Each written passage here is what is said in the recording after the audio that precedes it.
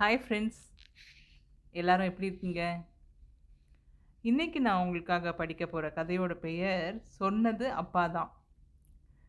கல்கி 1997ல வெளியான இந்த சிறுகதை எழுதினது திரு ஆர். வெங்கடேஷ் அவர்கள்.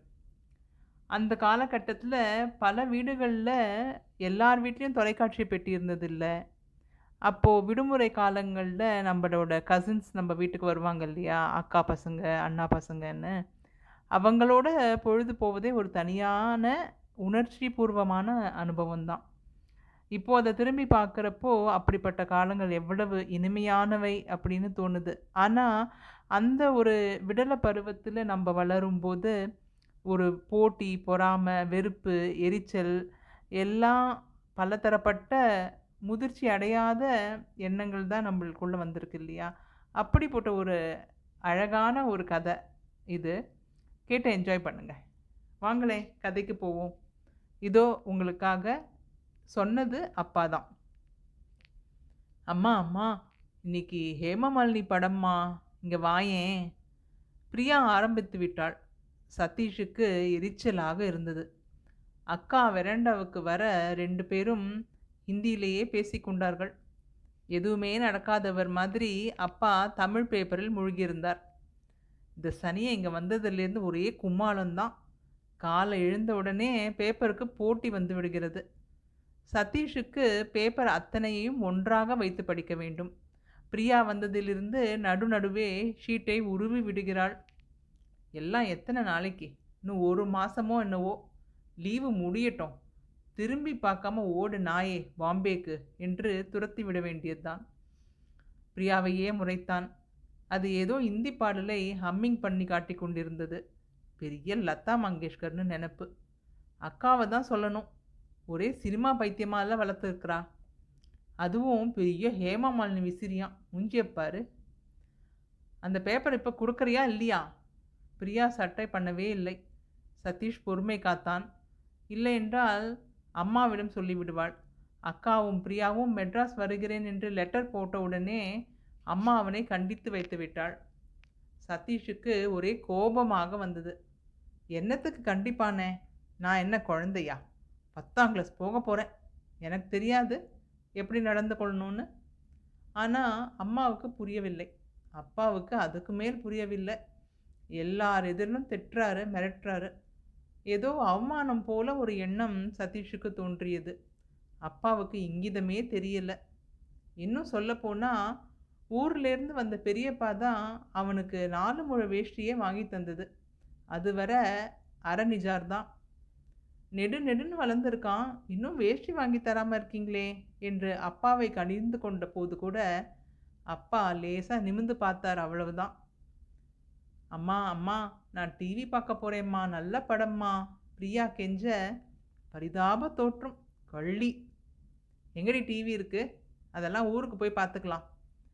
அம்மா சதீஷ்க்கு தெரியும்மா, அவன் ஃப்ரெண்டாத்தில் இருக்கும்மா, ப்ளீஸ்மா. அதெல்லாம் நீ போகக்கூடாது. பெரியவளானதுக்கு லட்சணமாக நடந்துக்கோ. ப்ளீஸ்மா, சதீஷே வரட்டும்மா. நான் அவனோட போயிட்டு சமத்தா வந்துடுறேம்மா. போலாமாடா?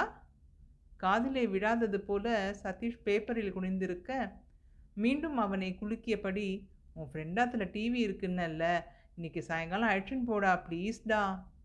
நான் லைப்ரரி போகணும், என்னால் வர முடியாது. ப்ளீஸ்டா, பிரியா கேட்குறேன்டா. இவ பெரிய லாடு. பிரியா கேட்குறாளாம், உடனே செஞ்சிடணுமா? அதெல்லாம் முடியாது. என்னடி பண்ணுவ? அதெல்லாம் முடியாது, நான் புக்கை ரிட்டர்ன் பண்ணி ஆகணும். அவனுக்கு வேலை இருக்குங்கிறான்ல, ஏண்டி தொந்தரவு பண்ணுற? பிரியா முகம் விழுந்து விட்டது.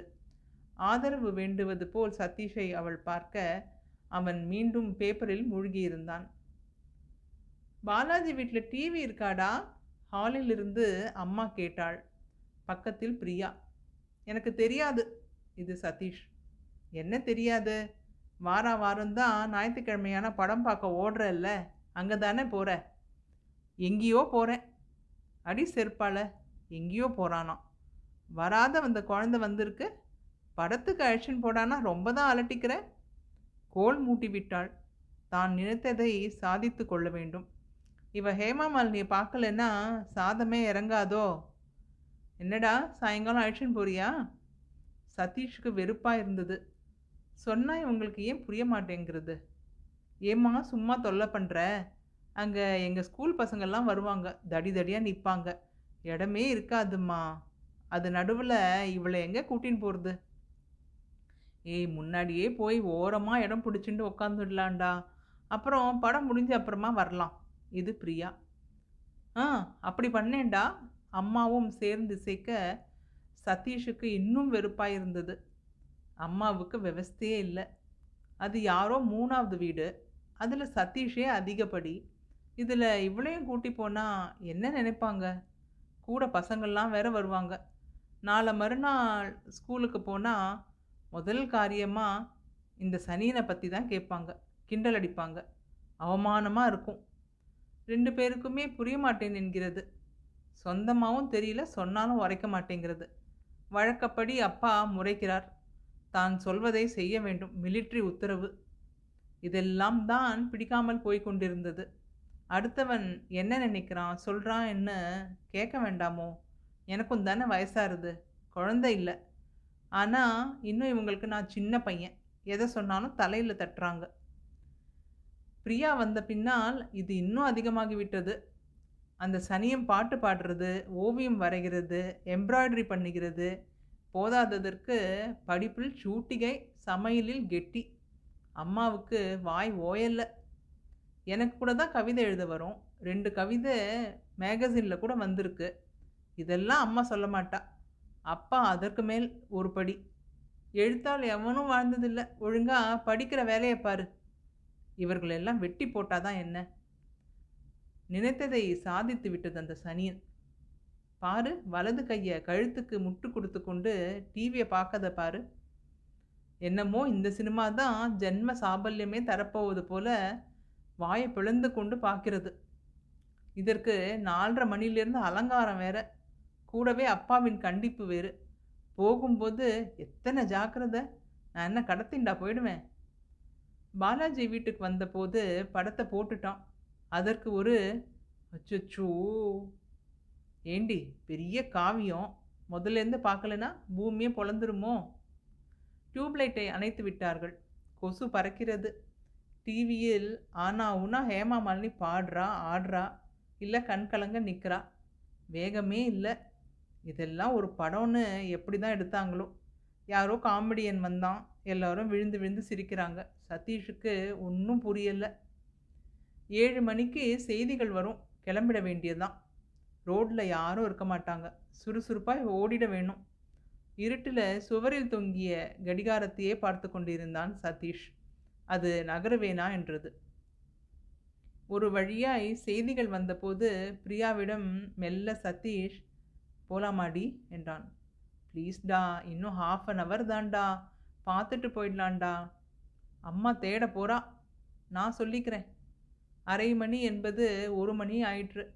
இறுதியில் வில்லனை ஹீரோ காடு மலை மேடு எல்லாம் துரத்தி துரத்தி சண்டை போட்டுவிட்டு மலை மேலிருந்து விழுந்துவிடும் ஹேமா மாலினியை நெஞ்சை அள்ளும் பின்னணி இசையோடு மேலே இழுத்த பின் மீண்டும் அவர்கள் காதல் பாடல் பாட படம் முடிந்தது. பிரியா முகத்தில் பெரிய ஆஸ்வாசம். கண்ணீர் வேறு விட்டுருக்குறா. தெருவில் ஈ காக்க இல்லை. என்னதான் சிட்டினாலும் ஞாயிற்றுக்கிழமை ஆனாலே எல்லாரும் டிவி முன்பே அப்படியே கல் மாதிரி உட்காந்துடுறாங்க. சதீஷுக்கு பயமாக இருந்தது. பரபரவென்று இழுத்து கொண்டு நடந்தான். சத்தமாய் கேட்கும் எந்த குரலும் பயம் தந்தது. தேவையில்லாத புது பயங்கள்லாம் கூட வந்தன. பின்னால் கேட்ட செருப்பு சத்தம், வண்டி ஒலி கூட அச்சம் தந்தது. இந்த சனி என்னை நல்லபடியாக வீடு சேர்க்கணும். எதிர்படுபவர்கள் எல்லாம் ஒரு முறை அவளை பார்ப்பது போல் இருந்தது சதீஷுக்கு. கூடவே அவனை பார்த்து ஒரு மர்ம புன்னகையை உதிர்ப்பது போலும் தோன்றியது. நல்ல பேண்டா கூட போட்டு வந்துட்டுருக்கலாம். தெருமுனையை திரும்பிய போதுதான் சதீஷுக்கு மூச்சு வந்தது. இன்னும் வாய் ஓயாமல் பிரியா படத்தை பற்றியே பேசிக்கொண்டிருந்தாள். தூரத்தில் வீட்டு வாசல் விளக்கு எரிந்து கொண்டிருந்தது. வாசல் கதவை திறந்து வைத்திருந்தார்கள். அம்மா எட்டி பார்ப்பது தெரிந்தது. தொடர்ந்து அக்காவும் வெளியே வந்து நின்று விட்டாள். வீட்டை நெருங்க அக்கா, ஏண்டா எவ்வளோ லேட்டு? படம் முடிய வேண்டாமா? பிரியா பதிலளிக்க, அம்மா 7 மணிக்கே கூட்டின்னு வந்துட வேண்டியதானே? இவ தான் வரமாட்டேன்னுட்டா. என்ன மாட்டேங்கிறது? வயசுக்கு வந்த பொண்ணு. வயத்துல நெருப்ப கட்டின்ட்டு அப்பாவ பிடிச்சு வாசலுக்கும் உள்ளுக்குமா நடந்துட்டு இருக்கா தெரியுமா உங்க அம்மா? அம்மா சொல்ல, அக்கா யாருக்கும் தெரியாமல் பிரியா தலையில் நறுக்கென ஒரு குட்டு வைத்தாள். அப்பொழுதுதான் உள்ளே இருந்து எட்டி பார்த்த அப்பா, "அதான் சொன்னேனே, அவன் கூட போயிருக்கான். பத்திரமா அழைச்சுன்னு வந்துருவான்னு. எதுக்கு பயப்படணும்? அவனுக்கு தெரியாதா?" என்றார். சதீஷுக்கு தலை சுற்றியது. ஆச்சரியத்திலும் ஆச்சரியம். என்னது அப்பாவா? பாராட்டா? ஒரு முறை சந்தேகம் கூட வந்தது. மெல்லமாய் தன்னையே கிள்ளி பார்த்து கொண்டான். ஆமாம், சொன்னது அப்பாதான். என்ன ஃப்ரெண்ட்ஸ், எப்படி இருந்தது? நம்ம பெரிசா மதிக்கிறவங்க நம்மள பாராட்டி ஒரு வார்த்தை சொன்னாலும், அது ஒரு இமாலய சாதனையா நாம உணர்வோம் இல்லையா? நம்ம நேசிப்பவங்க சில நேரம் அத வெளிப்படுத்தும் விதம் வந்து மாறுபடலாம். ஆனா, அவர்கள் உள்ளத்துல இருக்கும் அன்பு எப்போதுமே உண்மையானதே. அத அப்பப்போ சந்தேகப்பட்டு கொண்டே இருக்கக்கூடாது. இத சதீஷ் அழகா உணர்ந்த சமயம் தான் இந்த கதையோட திருப்பமே. இத இந்த மாதிரி தருணங்கள உணராமலேயே நம்மள்ல பல பேர் வளர்ந்துருக்கோம் இல்லையா? என்ன போலவே உங்களுக்கும் இந்த கதை பிடிச்சிருக்கும்னு நம்புறேன். உங்க ஃப்ரெண்ட்ஸோட ஷேர் பண்ணுங்க. மீண்டும் அடுத்த வாரம் மற்றொரு நல்ல கதையோட உங்கள சந்திக்கிறேன். அதுவரைக்கும் சந்தோஷமா இருங்க, சிரிச்சுக்கிட்டே இருங்க. முக்கியமா பாசத்த வெளிப்படுத்துங்க. பாய்.